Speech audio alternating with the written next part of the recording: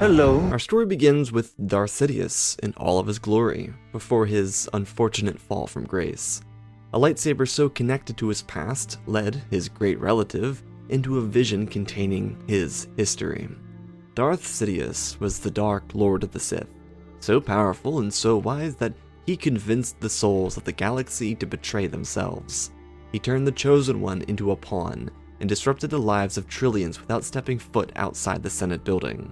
His remarkable talents were refined by a master of such intelligence, of such incredible wisdom. Yet, as Rey watched, her grandfather's instructor in all of his brilliance forgot to leave a spot for himself. Plagueis the Wise trained the greatest Sith Lord the galaxy had ever seen, and never did he carve out a seat at the table for himself. From the ashes of the Mandalorian Civil War, she watched two Zabraks lose against a man possessed, wielding the same saber in her hand. At the destruction of democracy, she watched the Sith Lord defeat the great Grand Master of the Jedi Order. The galaxy was his. Darth Sidious crafted a galactic empire that stood for a quarter of a century, and all the while his secrecy, his intelligence, kept him breathing long after the galaxy had moved on. Rey could see her grandfather's actions, how he took life with glee, and how he manipulated without thought. Darth Sidious was a single man who held the galaxy within his palm. She felt that fear, the very darkness that the evil Sith Lord used to determine the destiny of every single living being in the known cosmos. When she was thrown out of the vision, the lightsaber of Sheev Palpatine hoisted itself up into the air, leaving an ignited crimson glow for her to see. Palpatine was still alive, his essence still tied to the very kyber crystal within the lightsaber. Rey, despite her limited understanding of the Force, was spoken to. Sidious wanted his granddaughter to come home, and there was one way, only one way, to make her grab this saber. The, to her, mysterious voice told her to take the weapon.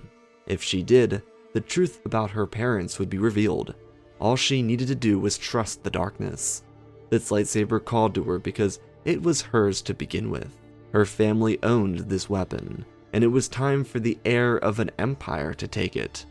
The mystery surrounding her parents pulled her closer to the weapon. All Rey wanted was an understanding and belonging.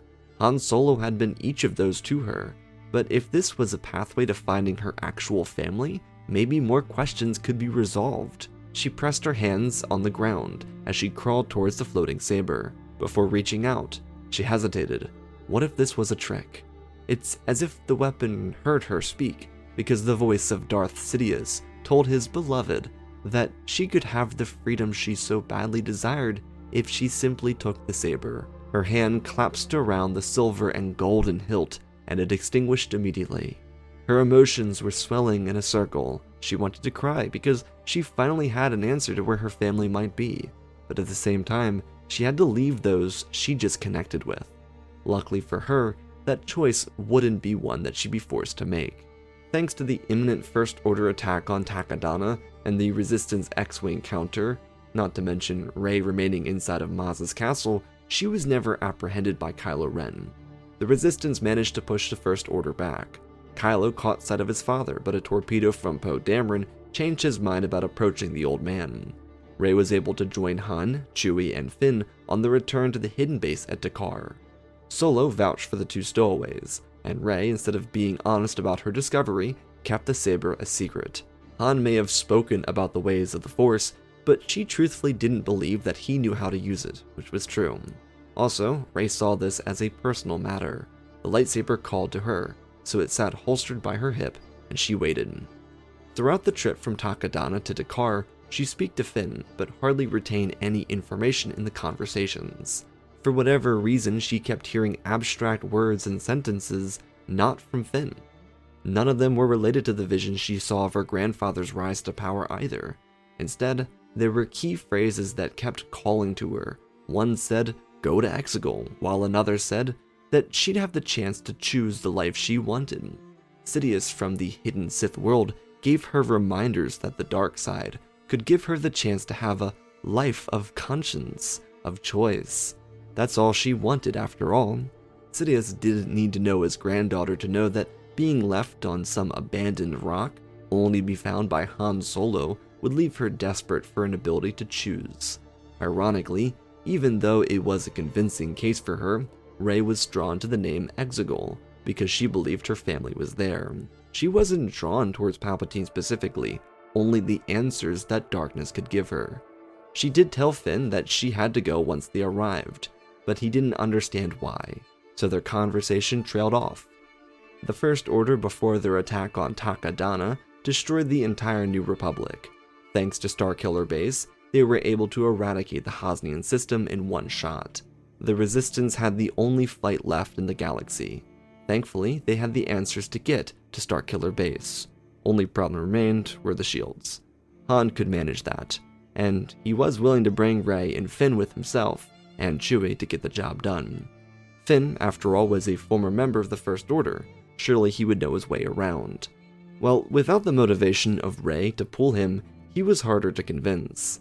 He only willingly volunteered to accompany Han after Leia said that she wanted Rey to remain on Dakar with them.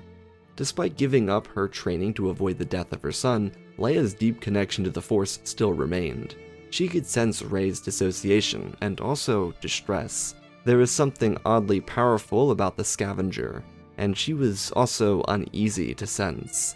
Whatever was keeping Rey so distant from everyone could be an answer to something else. It was a darkness. Leia could sense that, but it didn't come directly from the girl herself. It just surrounded her. It reminded Leia of what Luke said about Ben once he destroyed the temple on Ossus. With Han taking Finn and Chewie on the Falcon to disrupt the Starkiller shields and provide an avenue to destroy the thermal oscillator for the coming attack, Leia took Rey aside to speak with her. Again, the scavenger from Jakku told a short and simple story about looking for her parents, which was true. She was entirely driven by this, and she just wanted to find them. It felt like it was tearing her apart because Rey didn't know light from dark, and only knew of the Force by name. She couldn't respond to Leia when the aging general asked if she had any Sith relics with her, something that might feel dark or hold a very heavy weight behind it. Rey didn't give up the lightsaber, firstly because the darkness called to her naturally, like it did with many of the Skywalkers. Secondly, she didn't want to give up the artifact because it was her only proof that her family still lived. Leia felt slightly off about everything and even assumed that Rey was lying, but she didn't press. Once Han's ship exited from hyperspace, Leia turned her attention to the main control console, leaving Rey with a chance to abandon Dakar by stealing an X-Wing. Rey felt horrible about stealing an X-Wing, so she left a note saying that she'd bring the starfighter back once she found her family. To the Resistance pilots, they were upset because they couldn't afford to lose any starships, but Leia was very experienced with having to make do with what they had. She didn't have time to focus on the scavenger anymore, and instead turned her attention towards Poe, who needed to be ready for the fighter assault on the Starkiller. Rey, on the other hand, after departing into hyperspace from Dakar, held the lightsaber in front of her face. She desperately spoke to the voice that had been communicating with her, asking for a location to go to. She needed to see her family, to know that they were still alive. The saber remained silent for well over an hour, making Rey regret her decision, second-guess herself, and worry if she would die out here alone in space with nothing and no one. That existential dread brought tears to her eyes. It destroyed her hope and forced her to grow impatient. Sidious did not reward impatience. He funneled more pain into her chest. With coordinates provided by the Emperor, she was able to exit from hyperspace in front of the red honeycomb zone, just outside of Exegol. One did not simply traverse through this crimson nebula. Not even experienced star pilots could survive its terrain, so she again was left without a direction. She dwelled on the saber, allowing the darkness to course through her skin into her veins and deeper into her soul. The weapon of Darth Sidious had killed Jedi, citizens, and neutral Force users alike. It was a testament to his life's work, but it did not represent the old Sith Lord. The darkness was a plague, one that continued to send ripples of pain through her body. It pulled on her unlike anything else she'd ever experienced in her life.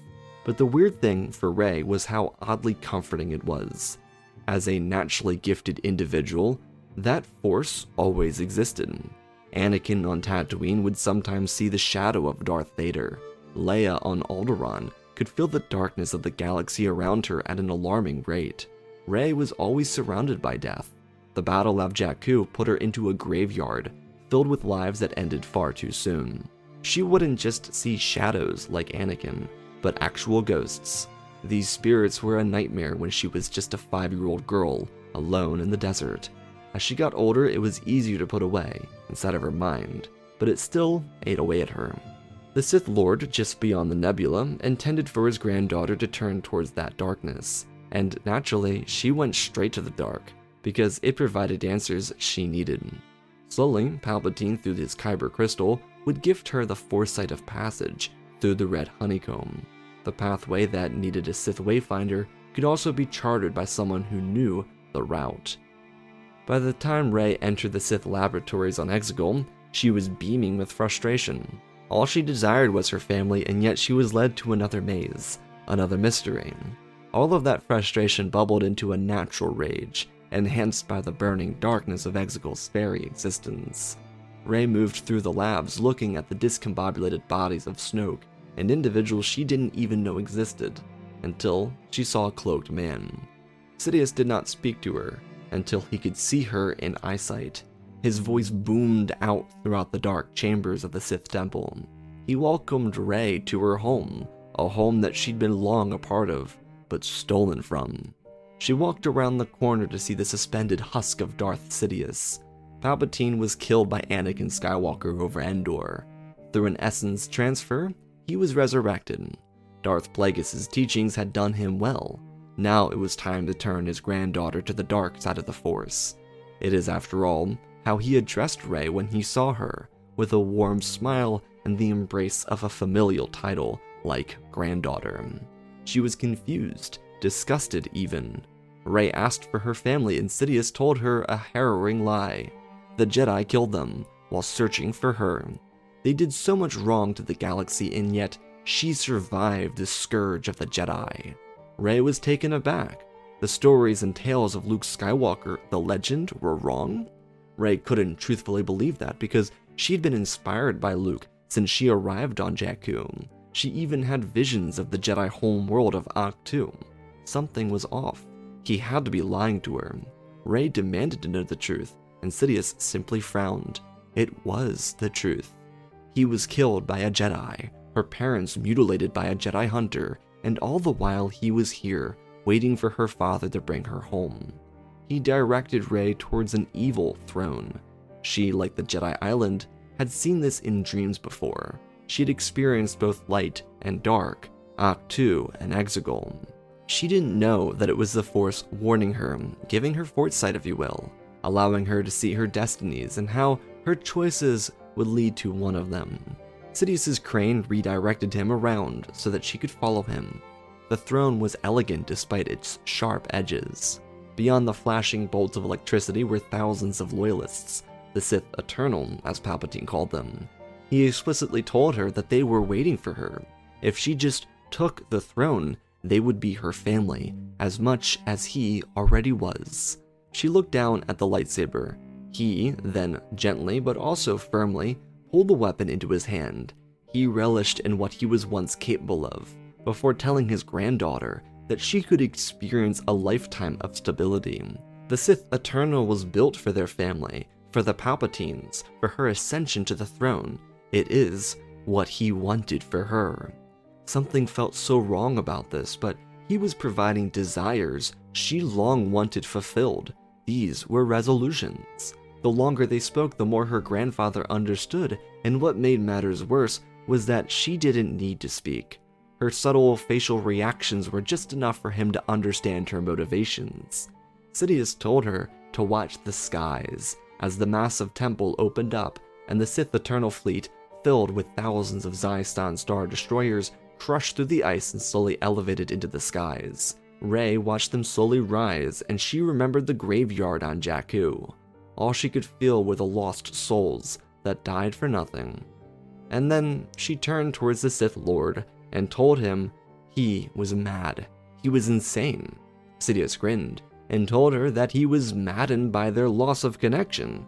Couldn't she see that all of this was for her? Rey shook her head, which then began to pulsate. This was for Palpatine. All of this was so that he could return to controlling the galaxy with one fell swoop. She just wanted to believe that he cared about her, but that wasn't right. She could feel it. Through the darkness, the light started to show itself, and with the ignition of the lightsaber, Palpatine watched. She held it, gripping its intoxicating hilt. The kyber crystal vibrated throughout the saber and into her hand. The darkness called to her, strike her grandfather down, use that vengeance and assume command over the Sith Eternal.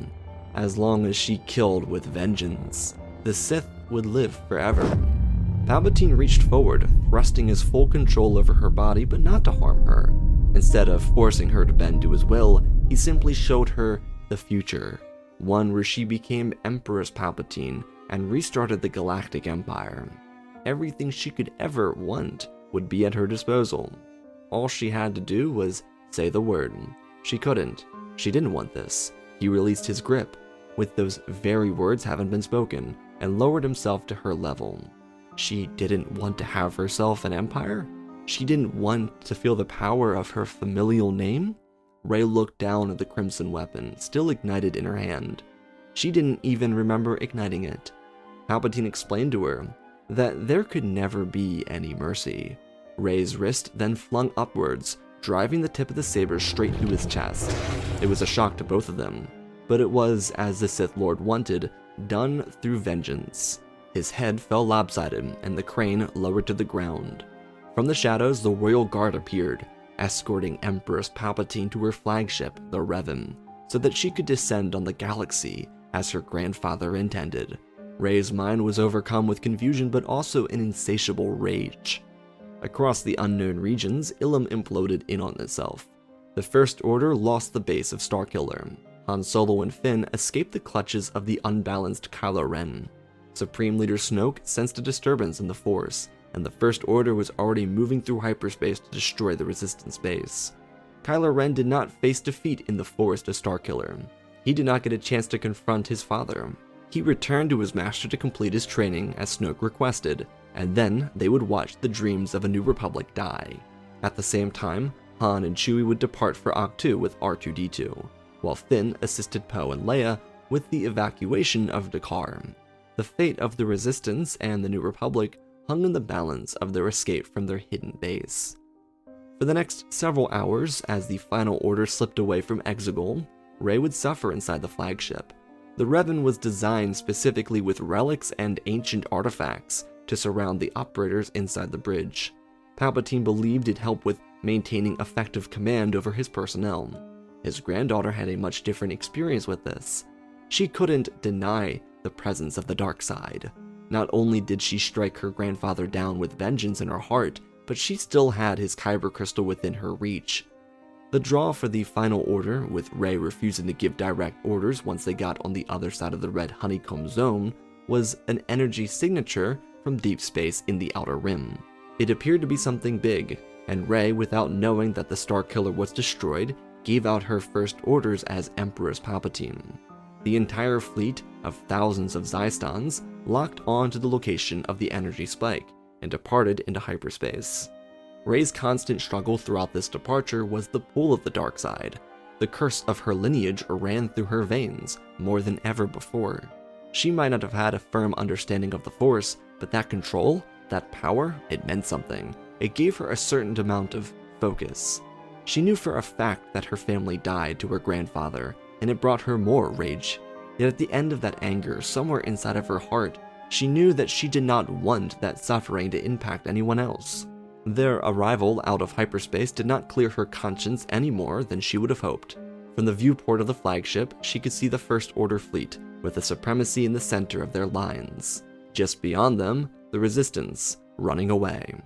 They were brought to this location because Starkiller was detonated when they were on the other side of the honeycomb zone. This energy signature came from the massive departure of the Supremacy from hyperspace. Her emotions flung as she rushed across the bridge and looked out the window. The Revan's engines hummed as it slowed into position, and she turned back, giving the order for every available cannon to target the First Order fleet and tear it to pieces. Her voice belted outwards with hatred behind it. She remembered what she felt on Exegol with the Sith Eternal. That evil existed within her because it was a part of her. Sidious's hatred flowed through her soul. But in the midst of her internal chaos, as she stood on the opposite side of the bridge from her grandfather's kyber crystal, she saw the command crew toggle all their weapon systems. Once they were finished, she turned around and watched over a dozen red beams fire out of the super cannons beneath the Zystons. The Supremacy with Snoke inside detonated first. It broke into pieces with a blast down the middle, as the other few Star Destroyers targeted its massive wings. The rest of the First Order Resurgent fleet followed in his place. Rey watched, and it felt powerful. She could see through the wreckage of the fleet the Resistance, and then the small blip moving around it. It was Kylo Ren inside of his TIE silencer. It ripped away from the Resistance flagship, the Raddus. He couldn't believe his eyes, but he, like his mother, could sense the raw fury sitting just on the other side of the destroyed fleet. Ren decided to pull away, so that he could avoid dying for what was very clearly a dead cause. As he fled the Resistance, he turned back, looking towards where he had sensed his mother. She on the command deck was not focused on her son for the first time since his fall from grace. Leia again felt Rey. It was faint. They didn't have an established connection yet, but she could sense Palpatine's granddaughter. Rey was struggling again. Her veins were pulsating out of her hands as she gripped the control console at the front of the vessel. The overwhelming death and destruction fueled her. It was power. Inside, it felt like her heart was ripping into two. The First Order was a villainous organization. They were terrible, horrible people that destroyed the Hosnian system. But like Finn, so many were plucked from their families and forced to serve the Supreme Leader. They had no choice in that. They were slaves. Her guilt was overwhelming, and it left Rey staggering. Kylo Ren was empowered by the dark side. Leia was pained by it, and Rey was now somewhere in the middle of it. The royal guards on the command deck moved to her sides to see if she was okay, to make sure she could continue commanding, and she tried to nod them away. Instead of being able to get anything out, she was back in the vision that started all of this. She, instead of watching Jedi and former Sith die to her grandfather, she watched the Emperor's hands rise in front of a thunderous applause on Coruscant. She was becoming the Empress of the Final Order. This was, after all, the new Empire. Rey turned back and told everyone to leave her bridge. She needed space to think. There were a few questions, and the ancient relics pulsated, giving her more rage. Her voice as a result broke out as she demanded that she be left on her own. Quickly, men and women shuffled away from the bridge as Rey fell to her knees. The dark side was crawling through her skin, and she released a tear before being transported elsewhere, somewhere unfamiliar. She was inside of a vessel that she did not recognize, but she heard a voice that felt too familiar. Rey whispered to herself the word Mother. It was Dathan and Miramar. They were protecting their daughter from the forces of evil. They died for their selflessness. The Empress pressed her hands on the ground and rose to her feet, seeing both of her parents fall to their deaths, as the Final Order continued to move forward. She slipped down into the small command section of the bridge and recharged the cannon, priming it to fire. Swiftly, she was able to move back to the top and flip all the nodes that she saw the others use before. She mimicked their every move. As a scavenger, she knew this equipment well, and knew how to use it after watching it. She then moved over to the center control console, adjusting the yoke to aim it at the closest Zyston in firing range.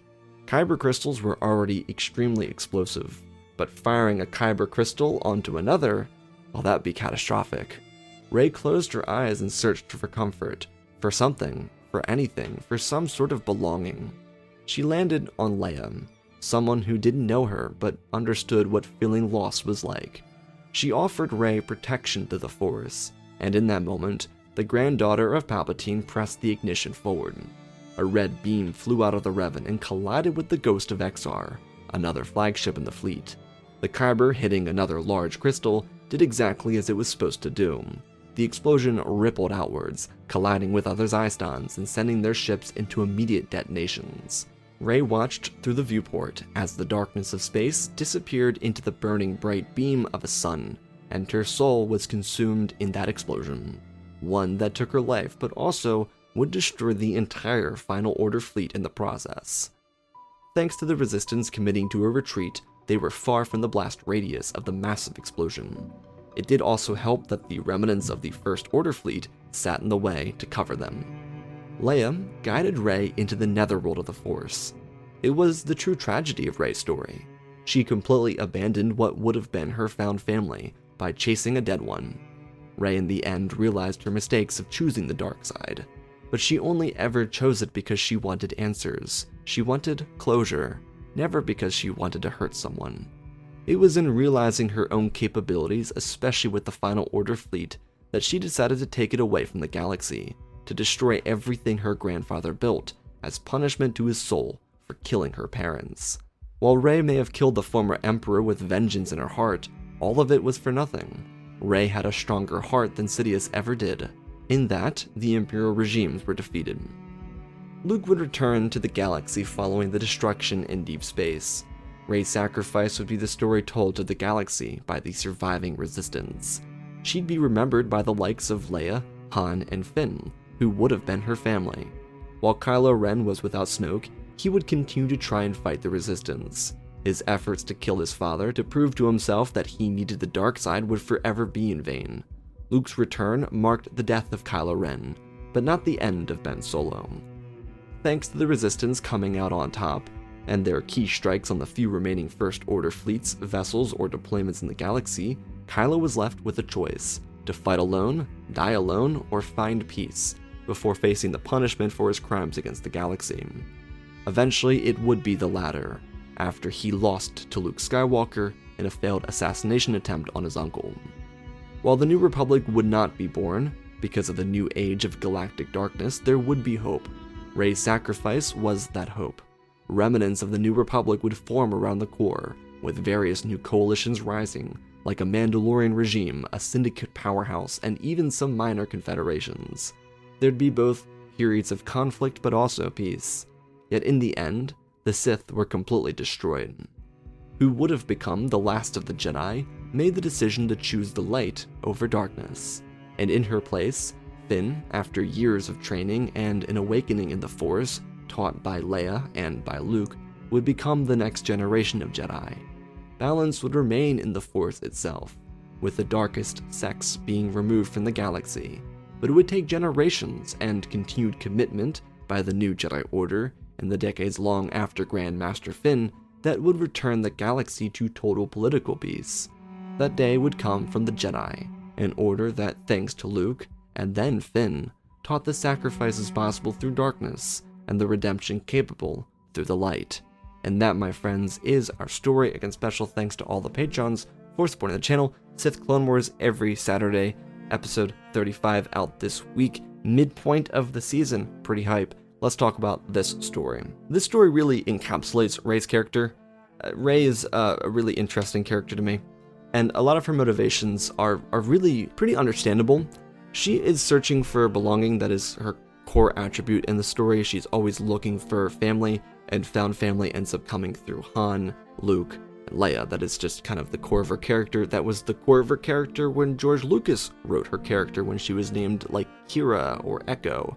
So it all kind of flows into this character that's searching for belonging. When she falls to the darkness, when she uses the darkness on Ahch-To and Last Jedi, she's only doing it because she's looking for answers. Her constant resolve is searching for answers. I've already done a really dark-sided Rey and Ben story before. That was when Rey joined Ben in Last Jedi, if you want to see that. But this story itself, I wanted to be about the lineage of Palpatine. I wanted this to be the difference, the literal difference between her and her grandfather. She has a lot more potential than her father Dathan, who had no connection to the Force because he was just a clone. Whereas Palpatine and Rey, they have this extraordinary power, and yet at the core of each of them is difference. And I think it's an interesting conversation of nurture versus nature. Palpatine grows up as an aristocrat on Naboo, and Rey grows up on Jakku and chooses the light consistently. She fears the darkness and fears herself becoming that because she knows what her grandfather is. And so in this specific story, I think her choosing the light, choosing to embrace it in the end in self-sacrifice, is really the only thing that she can do.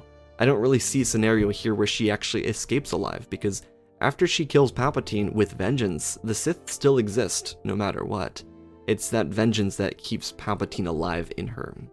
So I think her having that final vision where she sees her parents' sacrifice, the death that they had so that she could live, was kind of a way for her to see what her life really amounted to, was living in spite of Palpatine, and instead of, like the canon timeline where she takes the name of Skywalker to completely abandon him and rise above what he is, she is able to destroy the Final Order and the First Order kind of in one go, while also taking out everything her grandfather built. So I hope you all enjoyed this story. Definitely a darker story, but it's also like a neutral dark story where it's like the end result is positive, but it's more based on emotional indecision and struggle. So I hope you all enjoyed. I love you all, spread the love, and always remember, my friends, may the Force be with you.